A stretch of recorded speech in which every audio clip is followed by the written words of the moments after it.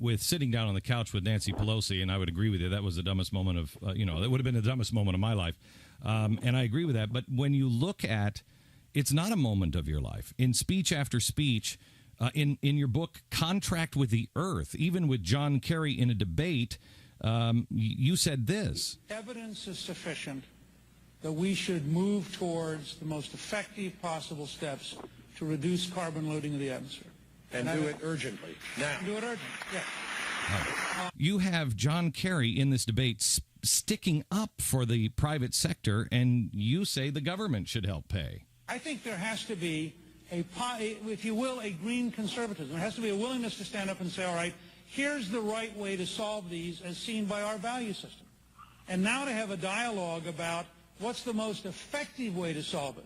First of all, I think if you have the right level of tax credit, it isn't just exactly voluntary. I mean, my guess is there's a dollar number at which you would have every utility in the country agree they're all going to build carbon sequestering power plants. So this, I think that this is a definable alternative. This is a huge transition. You actually want the government to do it. I want the private sector to do it. No. I want the government. Because you want the government to pay for it with a great big tax credit. Help me out. This is a multi-year stance. It's not a moment in your life. Well, first of all, I taught environmental studies, and I believe in the environment in general. I think so do I. Okay. Second, I think that there is evidence on both sides of the climate change argument. And the point I was making was in a situation where, for example, having a larger nuclear program reduces carbon in the atmosphere. Mm-hmm. It's a prudent thing to look at nuclear as one of the options. But it's a prudent thing to develop a green coal plant that takes the carbon and puts it into carbon sequestration, to use it to develop oil fields more deeply. And it can be actually economically done. We do it right now in West Texas. All right. So you believe that you can't really change fundamentally. You would have to vote for the prescription drug bill because you couldn't move, but you believe that you can get nuclear power plants built in a Gingrich administration.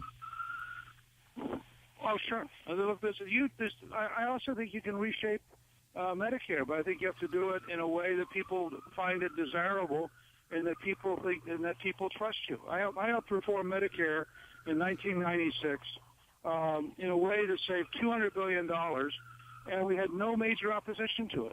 And people concluded that we had thought it through and we were doing the right thing, and they were comfortable with it. Do you still believe in the inconvenient truth as outlined by global climate change advocates?